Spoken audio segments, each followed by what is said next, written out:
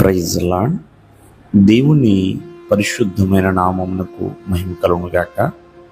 దేవుని పేరట మీ అందరికీ శుభాభివందనాలు. ప్రతి ఒక్కరికి కూడా స్వాతంత్ర దినోత్సవ శుభాకాంక్షలు తెలియచేయుచున్నాను. ఈ ఉదయకాలము దేవుని వాక్యాన్ని విందాం.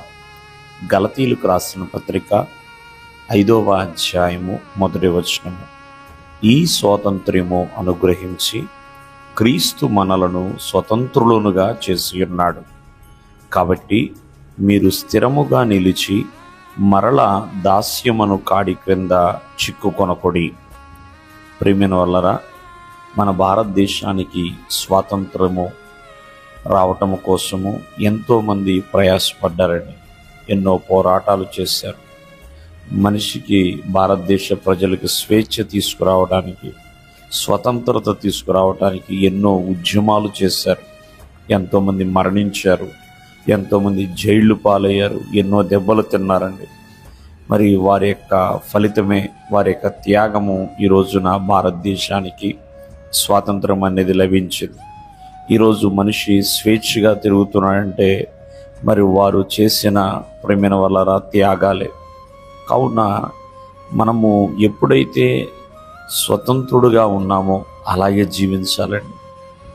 మరలా బందీగా మారకూడదు. ఆనాడు ఐగుప్తు దేశం నుండి ఇశ్రాయేల్ ప్రజలను దేవుడు విడిపించాడు. మరి విడుదల పొందారు. మరలా కూడా వారు చిక్కబడేలా దేవుడు చేయలా. కానీ వారంతట వారు పాపం అనే బంధకములో చిక్కబడ్డారండి. సాతాను అనే దాస్యములోనికి వాళ్ళు వెళ్ళిపోయారు.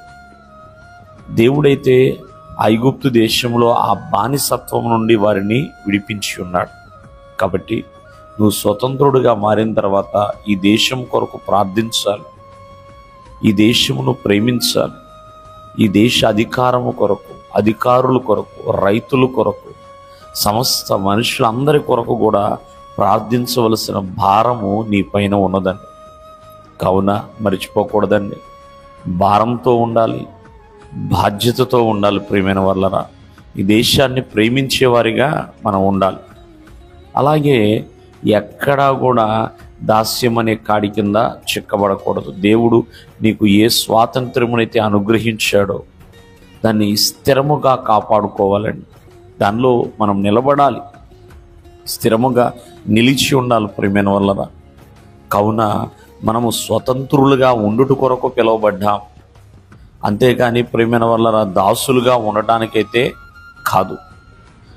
మరి చాలామందికి స్వతంత్రత ఇస్తారు, దాన్ని కొంతమంది పాడు చేసుకుంటారండి, వ్యర్థముగా ఉపయోగిస్తారు. కావున ఆ స్వతంత్రతని వేస్ట్ చేసుకోకూడదని గౌరవించాలి, స్వతంత్రతని గౌరవించాలి. కాబట్టి జాగ్రత్తగా కాపాడుకోవాలి. ప్రియమైన వల్లరా, ఎప్పుడు కూడా ఎటువంటి బంధకాలలో చిక్కబడకుండా స్వేచ్ఛగా జీవించాలి. దేవుడు మిమ్మల్ని ఆశీర్వదించును గాక. ఆమేన్.